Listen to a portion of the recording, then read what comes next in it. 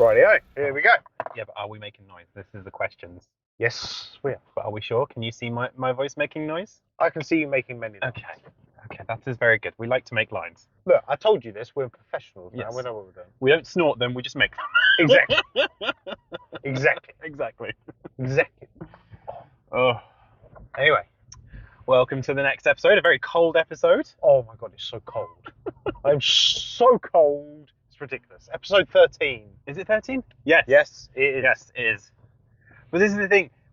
We live in the south of England, so you can complain how cold it is, but it's like we're not even like in the worst parts of the country. I know. I cannot live anywhere else. If I move any further north, I'm going to get fucking frostbite. Not on the tip of your penis, I hope. Obviously not. It's not big enough to worry about that.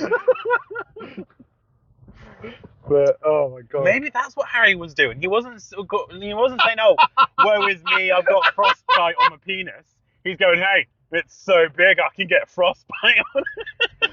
Maybe that's the new He thing. didn't use penis, did he? He used Todger. Todger. Maybe that's the new thing. When you're trying to chat up a lady, go, "Hey, so big, it can get frostbite." How do you know you're upper class?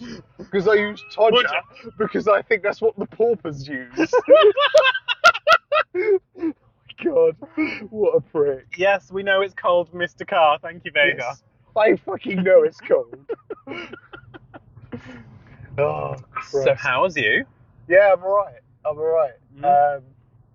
Had a long day yesterday, but a fun day. I was in London doing a wine tasting. Another one. Wow, this was different because obviously the one when I went to Spain was like a vineyard tour and everything. Yes. Where this one was like the company that we use. Mm-hmm. They book out. They booked out the Oval cricket ground. Yeah. And they used their conference centre. And they literally bought every single wine company they buy from. So I saw some of the people that were taking us on the tours in Spain. Right. Yeah. Saw them again, caught up with them,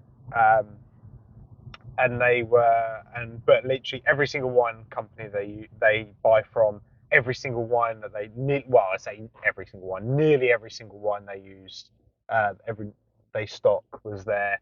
And basically, it was just tasting every single wine because the idea is that you're supposed to taste it and see, oh yeah, this is nice. I might swap this out on my wine list for this and this and that and everything. Okay. And of course, I just went around and just Drunk tried wine from about 11 o'clock in the morning until about 3 o'clock in the afternoon. So a normal day for you then? Yeah, pretty much. Pretty much.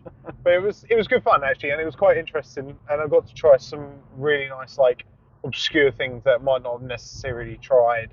Some Japanese wine and some sake, and managed to try some really nice American wine, which was quite different. Some slight sparkling from them and some cab sauves, but it was really nice. Yeah, really nice, good day out and everything. But other than that, I was basically just working from the last time I seen you, and that's about it. Story of my life. Story of your life. How's your week been? Yeah, it's been alright. A few sort of like mishaps, and not from me for once. Whoa, makes a change. So I had one email where they're like, the lorry's broken down. I was like, okay, how far away from the delivery point are they? They're like, they're about an hour away. I was like, okay. What's the sitch? And they're like, yeah, we've had to call out for Lorry AA. I don't know what the name of the company is, but like, we've had to call for Lorry AA. LLA. We've had to call for LA. Okay, you call for LA. And yes, that was fun. Thankfully, because sometimes these containers, they go direct to the customers. Mm-hmm. Sometimes they go to third-party warehouses. Yeah.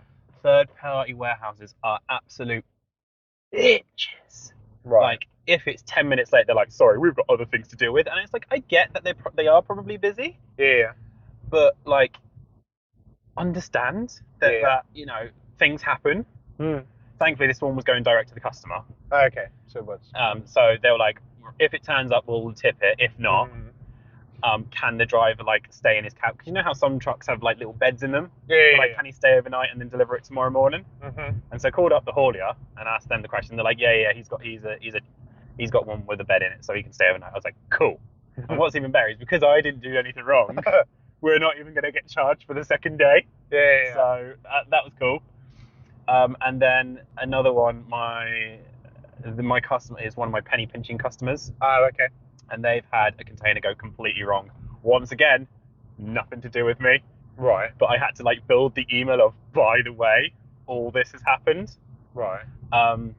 So what it was is so they've got 2 depots. One in I can't go this way. I don't think. I don't think you'll be able to either. No, I'm going to That turn right. doesn't look good at all. That's ruined my plans. I don't know what the bus is going to do, unless he's turning left. Well, he might have to. He's not got a choice. The police are blocking the road off. He's not got a choice. Anyway, what was I about to say? Your second Yes. issue. So they've got 2 depots, one in Liverpool and one in Bedford. Yep. And normally what they do is for the containers destined for Liverpool, Yeah. they send to Liverpool Port. Stop being a fucking rubbernecker. I can be nosy if I want to be. I can't because I've got to keep eyes on the road. Exactly. So I'm trying to keep you updated on the sitch. There was a fuck ton of police cars. And there's an another ambulance. one just sitting there, chilling there. Yes, something's going on. Something's going on. Anyway. So normally if the container is destined for Liverpool, they'll bring it into Liverpool Port. If it's destined for Bedford, they'll bring it into London Gateway. Okay, yep. So a container destined for their depot in Liverpool gets diverted to Southampton. Okay. So, of course, the reason they bring it into the ports closest to the delivery depot is because, haulage prices. Yeah, of course. And, so firstly, the haulage is going to be ridiculously high. Then, the shipping line who brought it into the UK and have diverted it to Southampton don't have storage facilities down in Southampton. Of course they do. So this container is going from... kitty. It's a fox. Oh, no, that is a fox. This container is going from Southampton all the way up to Liverpool. Yeah. And then after it's been tipped in Liverpool, has to be dropped off empty in Felixstowe. Wow. Yeah. So I typed out this big email, put my boss in copy, like, by the way, you're going to have all these charges, none of which are our fault. Nothing we can do about it because the shipping line you used brought it into Southampton, and then they can't take empty containers back in Southampton. So, wow. And he just like, I said to my boss, I was like, I don't know what else to put, and he's like, there's nothing else you can put. There's just sometimes it's completely out of your hands. Yeah. But ouch. And as I said, they're my penny pinching customer. It's always the way, though, isn't it? If you've got a tight git, then they're not going to be happy about anything, and they're the ones that always happen to have that against them. They're the customer who complained once when an invoice was £6 more than what they expected. I remember you telling me about that one. And it was like, yeah, you've used a different shipping line. This shipping line's got £6 more worth of charges. So there's your £6, buddy. Wow. That'll teach them. Yeah. So the thing is I've sent that email out to them, and you can tell they're just going to completely ignore that email. Yeah. And then when the invoice comes along in 2-3 months' time, they're going to be like, "Oi, what's all these charges for?" And he'd be like, "Well." That's the bit where you get to do that classic line of, "As per my previous email." Because that's the one. That's being able to use. Previously informed you. That line is the one. So that's been my week. And also I've broke my credit card getting new shoes for everything. Yes, well, you needed them, babe. I did.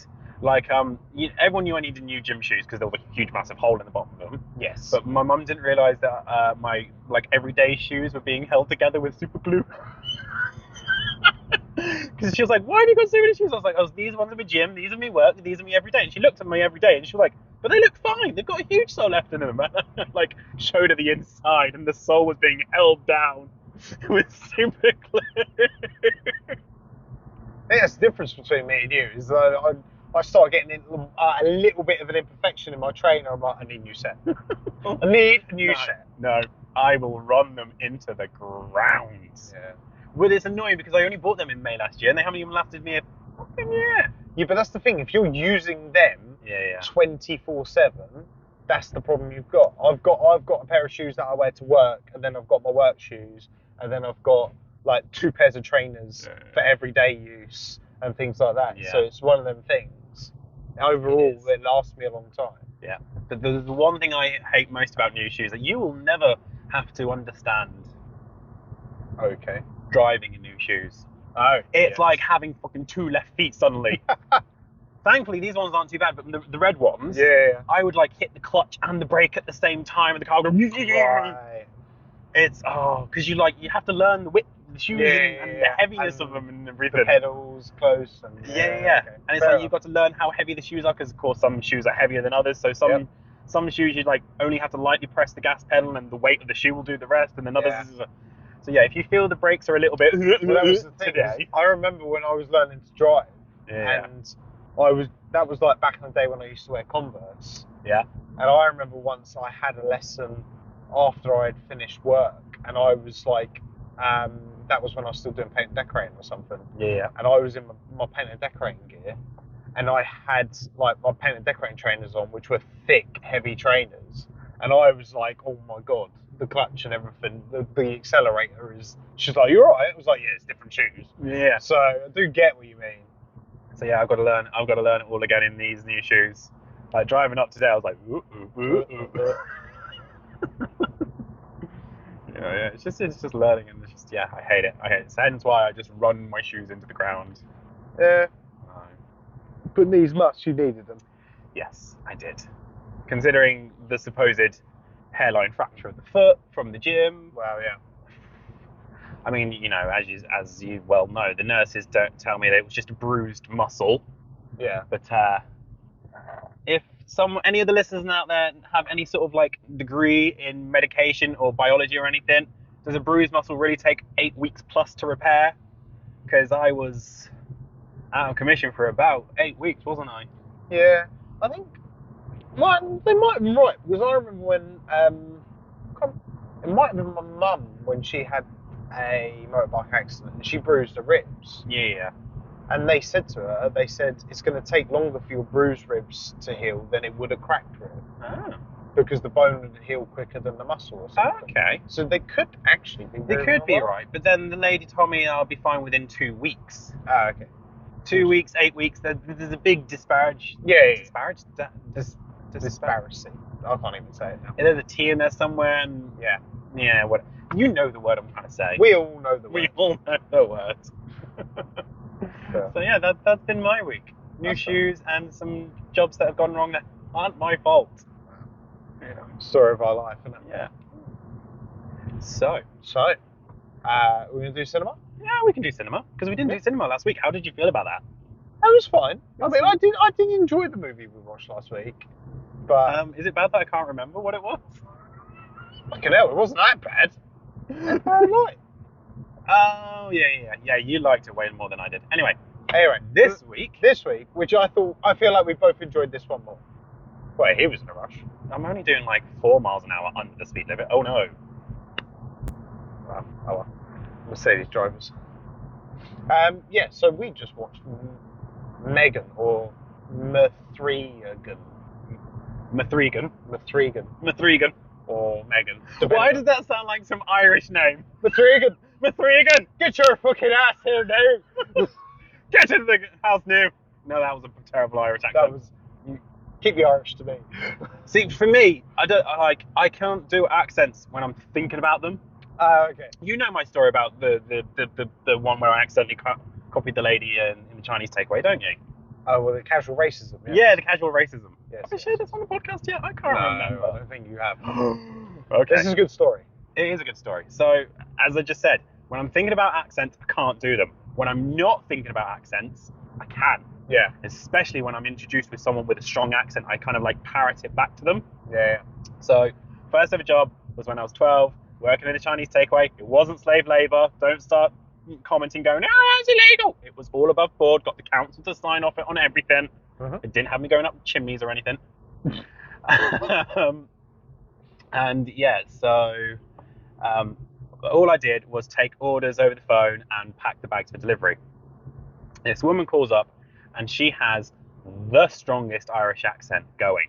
Right, okay. And I just, all the way through the order, I just keep thinking, don't copy her accent, don't copy her accent, don't copy her accent, don't copy her accent. I get through the whole order, no problems. Yeah. And then right at the end of the phone call, I'm signing off saying goodbye and, your food will be with you soon.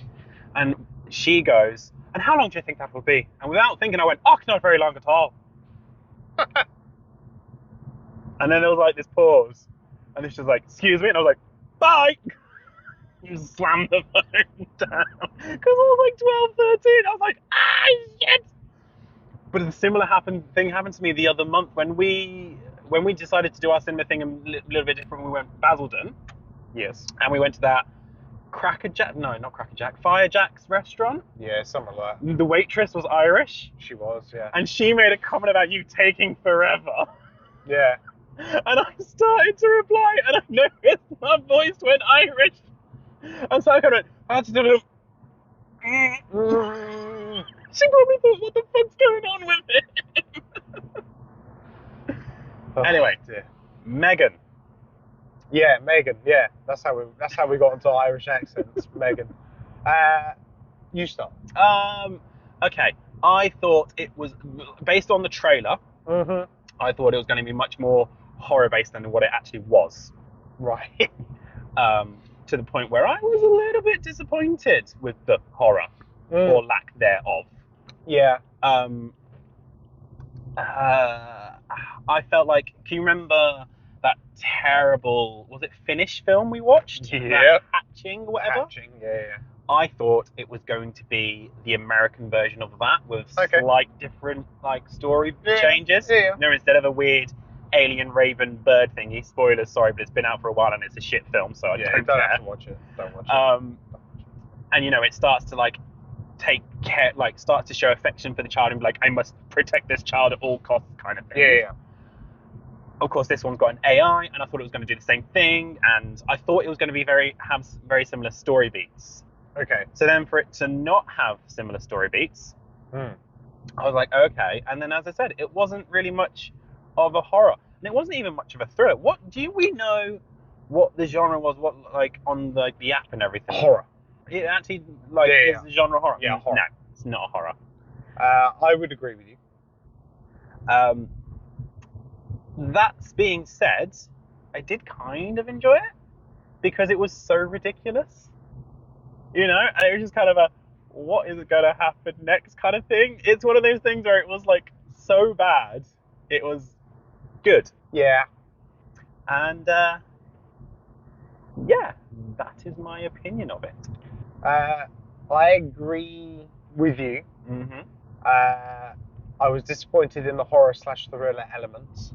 I do feel like they weren't supposed to make it. It wasn't supposed to be comedic, and it was supposed to be creepy. Yeah. But I think it came across completely wrong. Yeah. I liked certain aspects of it, and like little there was like little nuances that were like really clever.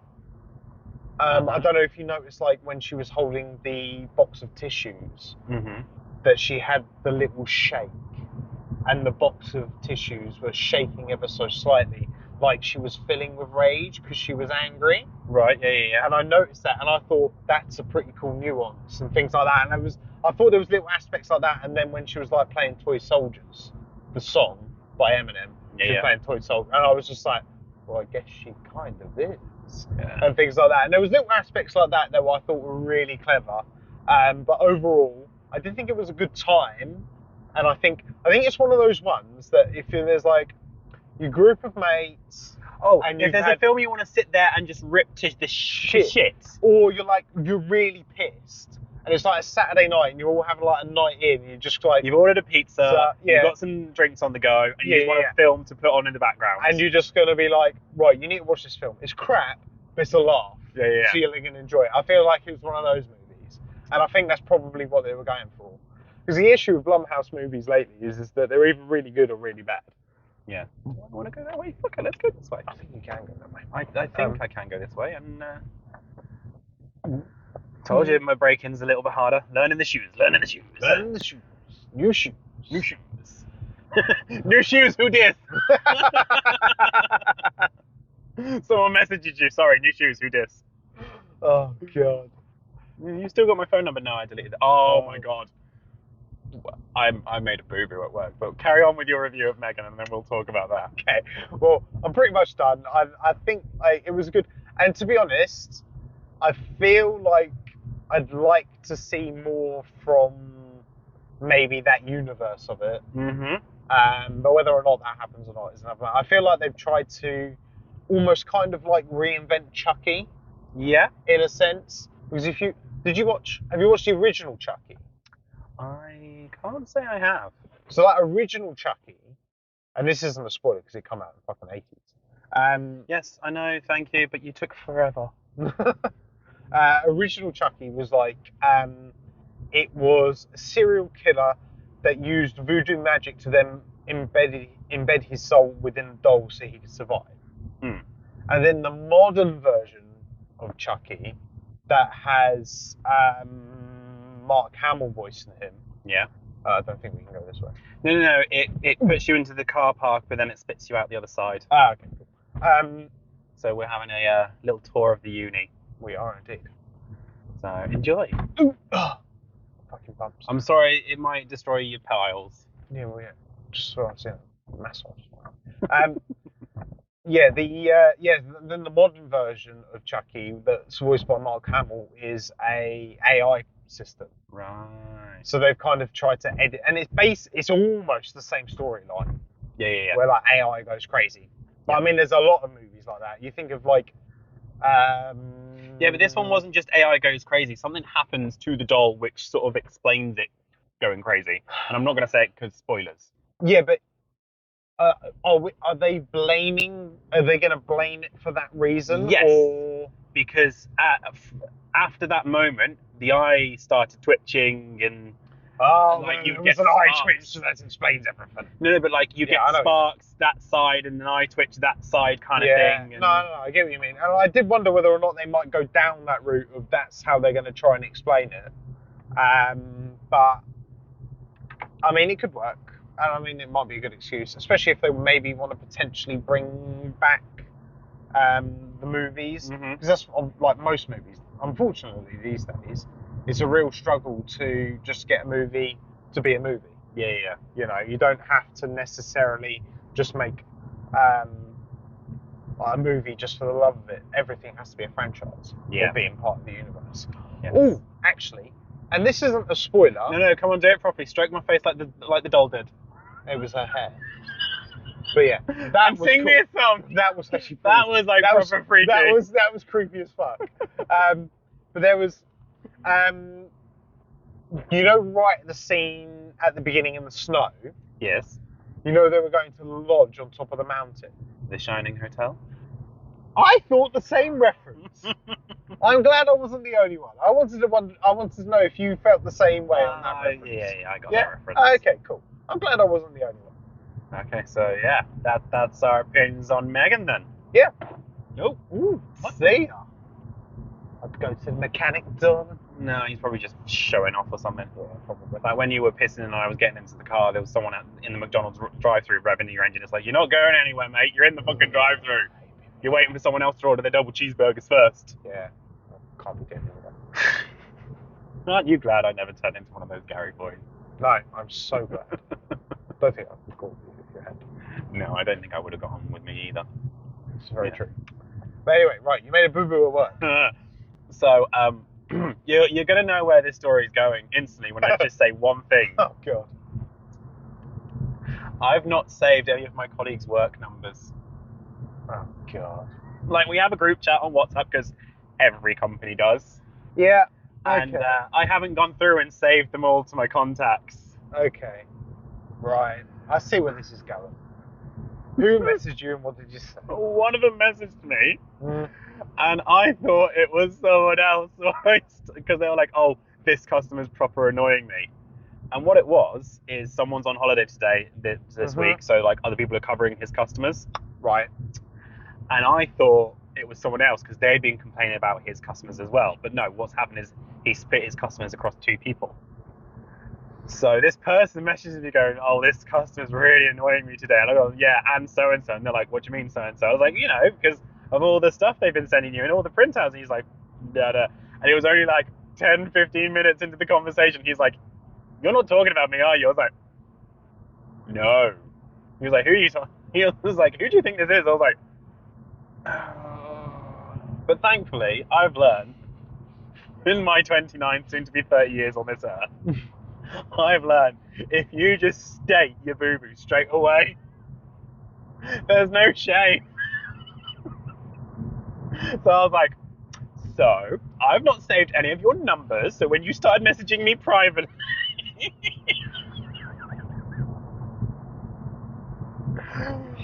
yeah. And all I just got back was a, okay. And I was like, oh. Will you please save everybody's numbers? No, I like the chaos. I can't handle the chaos. I don't need another situation with you in your job like that.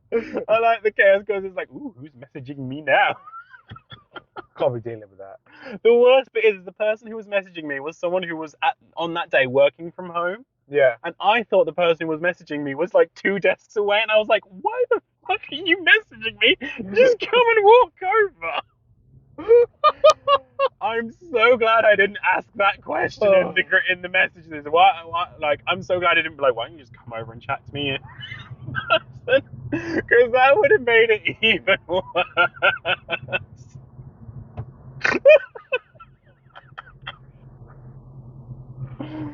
You know, the conversation would have ended quicker though. It would have. Jesus. Oh, you know me. I make a fool of myself all the time. I know you do. You know. And as I said, the trick to it is you own it straight away. You own your. You just own it and be like, yeah, fucking now. You know, whoops, shouldn't have done that. I'm a fool. Hashtag lol, whoopsie. Hashtag relatable. So yeah, I just, you know me, I put my foot in it many times, and yeah, and this time I got caught out of it. I was like, oh, I can't touch this one. Oh dear. Yes, but apart from that, it's all going swimmingly at work. Good. Yeah. Hopefully that will be the only cock up for a long while. This is me you're talking about. I know it's the start of the year, but let's try and keep it fucking minimal. Yeah, that will be a fun time. Yeah. Do you think? Do I? I mean, this is not really going to be. People aren't going to really care listening to this, but it's opinions. We all like opinions here. Do you think Cineworld are going to get rid of the Ipswich Cinema? Oh, you want to bring this up? I want to bring this up. Fair enough. I don't know. I am concerned. So for reference, for people that might be listening to this or watching this or whatever, Cineworld obviously went into administration several months ago, and they still seem to be ticking along and kind of maybe generating some money. And well, they got the financial advisors in, didn't they? Yeah, and things like that.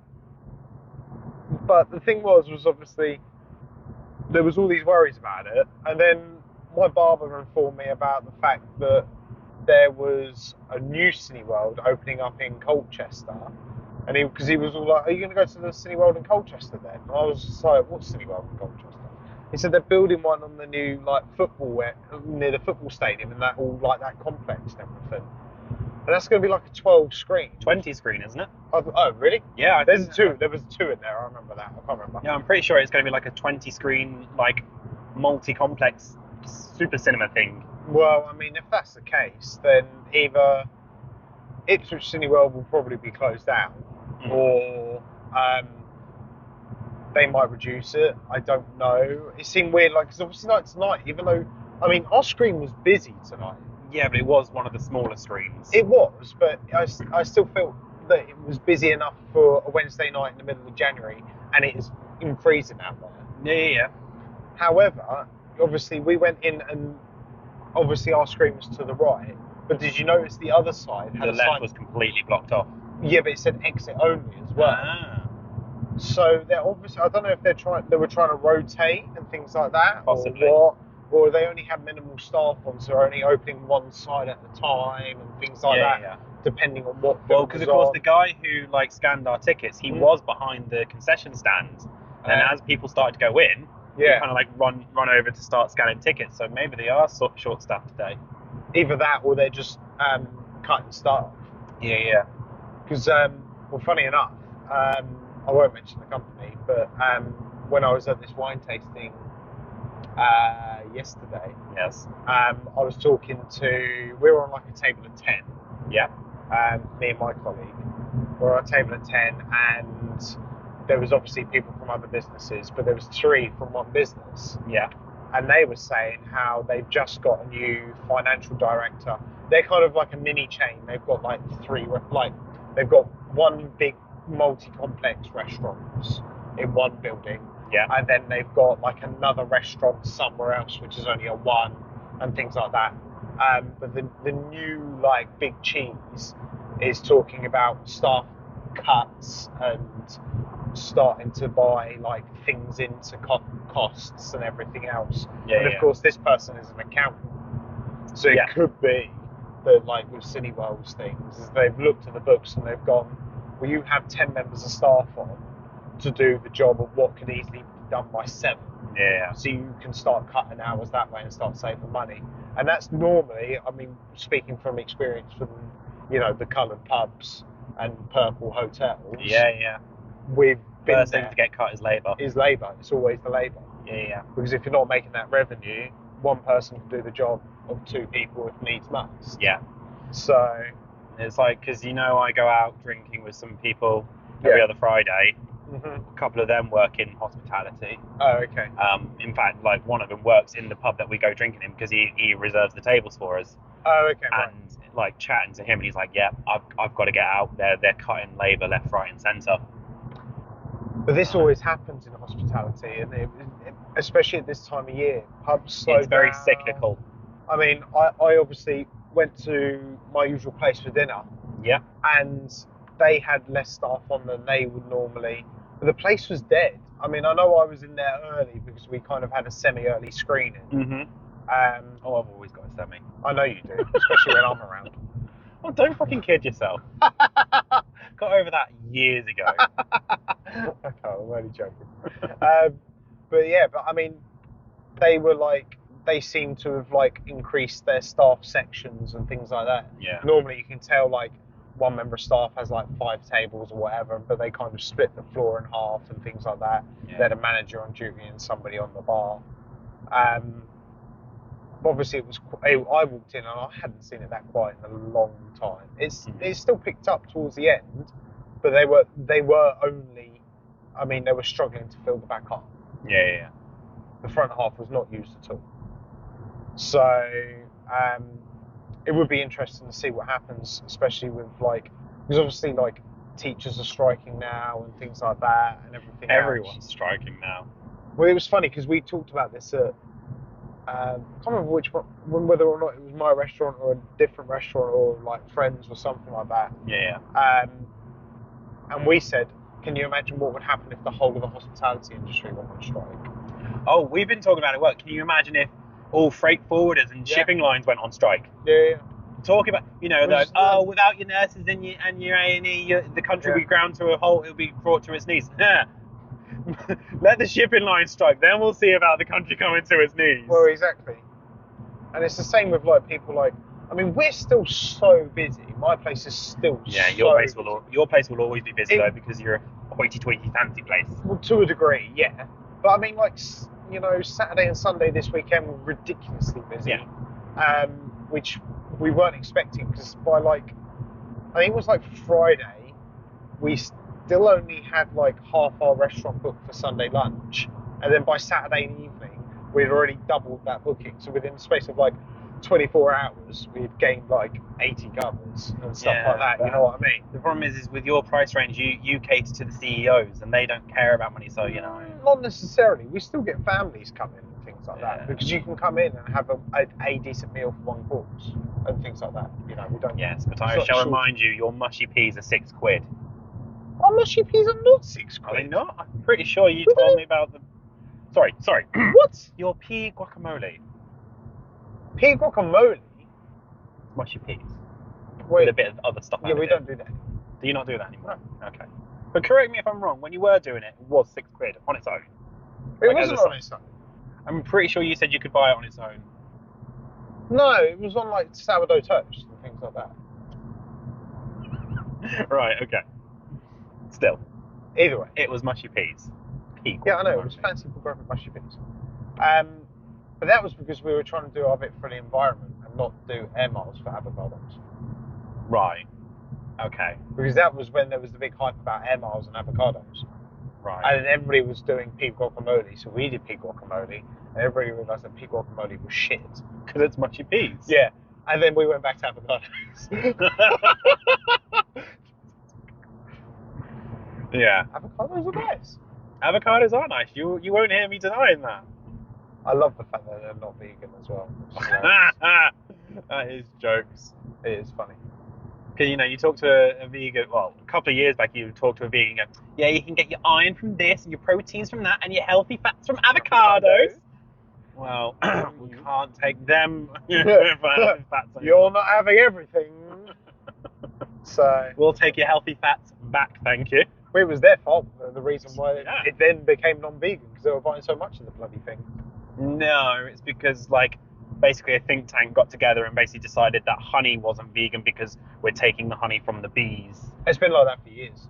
Yeah, but they use honey to basically help fertilize the avocados. Yeah, but they never used to, but because of the increase of buying of avocados, and it's the same with like forcing rhubarb to grow in out of season and things like that.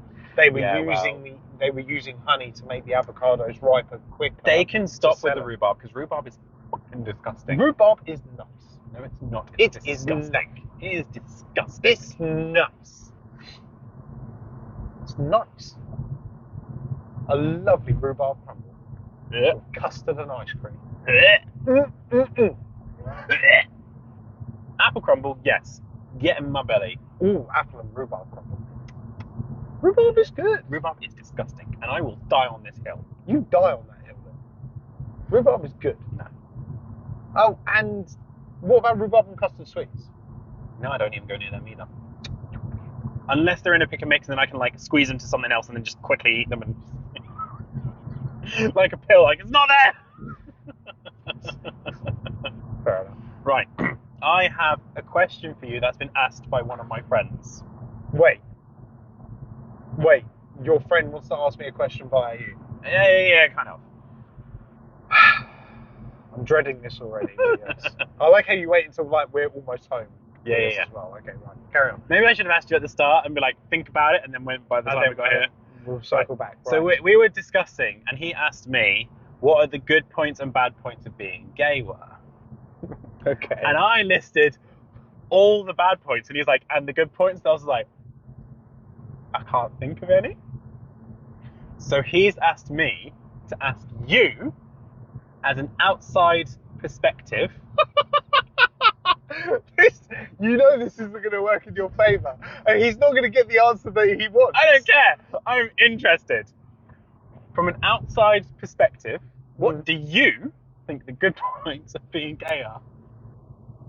And let's not get cancelled on episode 13. So, Right. Okay. Now, okay. And obviously you fully appreciate this, you aren't a normal gay. I am a bad gay, yes. This You're has already a bad been discussed. gay, okay? So therefore, Shall we just explain to the listeners why I'm a bad gay? Okay, well, I'm going to say nightclub, and then you'll understand why you're a bad gay when we were in London. Okay? Right. So you're as a gay, you can easily and are supposed to help your straight friends pull. I don't remember doing that in London. I remember doing it in Felixstowe and failing.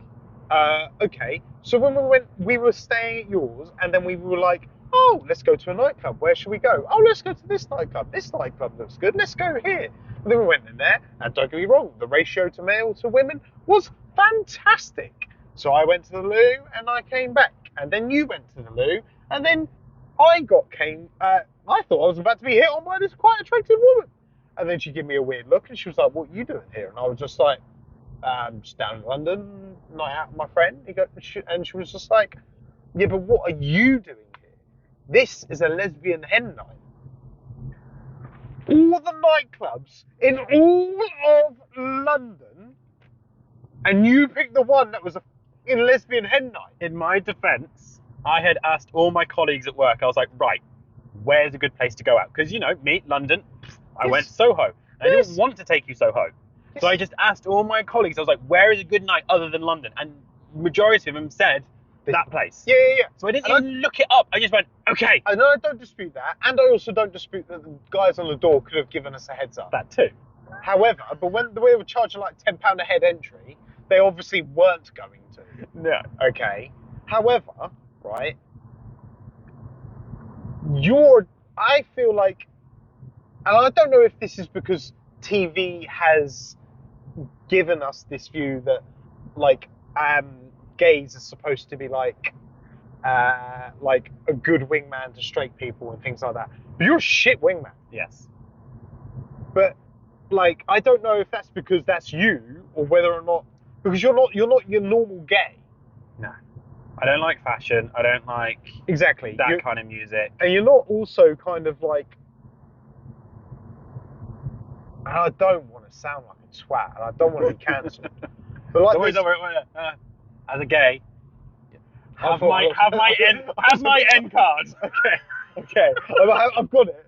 Okay, but like, gays like want to be like doing makeup, and they like, oh my god, your hair is amazing. So the camp gays. The camp gays, and I feel that's because that's like the cliche, and that's what everybody kind of knows. Mm-hmm. But you're completely not like that. Mm-hmm. So I guess if I had a gay best friend that was like that, Mm-hmm. then it might work more in my favour. However, in the situation with you, young Ben, is that you're a shit gay.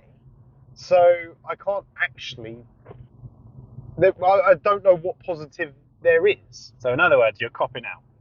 Well, no. I mean, I don't know what this friend wants from me, because It just from an outside perspective, because he was like asking me, and I was like, well, you know, I love. How much to say? Like, I love bottoming, but it's like you could just get a girlfriend and say that you're into pegging nowadays. That kind of would be. yeah, I don't get that. Uh, I don't understand that.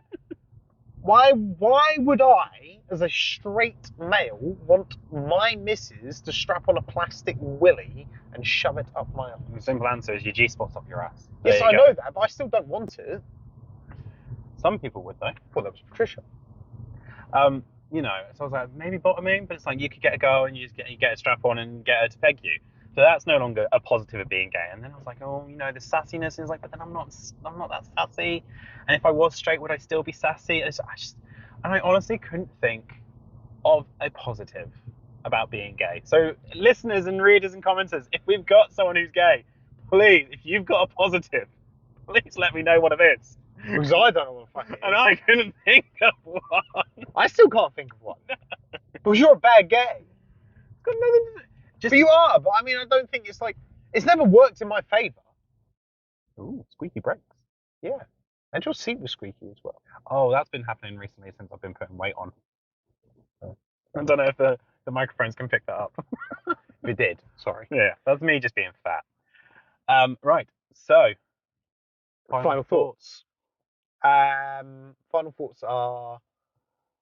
The film should have been a horror. It was not. It was more of a comedy, and that kind of let it down. Yeah. Add, But I still think it's a good... I still think you should go watch it. go watch it to make fun of it. Yeah, exactly, for that sense. Add your work colleagues' numbers to your phone. Yes, make sure you know who you're texting. Ben's a bad gay. I'm a bad guy. We still don't know what the positives are of being gay. No. We're We're in such a modern day society that the positives are no longer there because it's just normal. Now, if that don't get us cancelled, I don't know. I'm lost for words. I'm done. Right, I'm done. On that note, I don't know what else to tell you. Thanks for listening. Thanks for watching. Like, comment, subscribe. All that jazz. All that. Let us know if you have a positive of being gay. Yeah. And we'll see you in the next one. Cheers, guys. Thank you very much. Bye.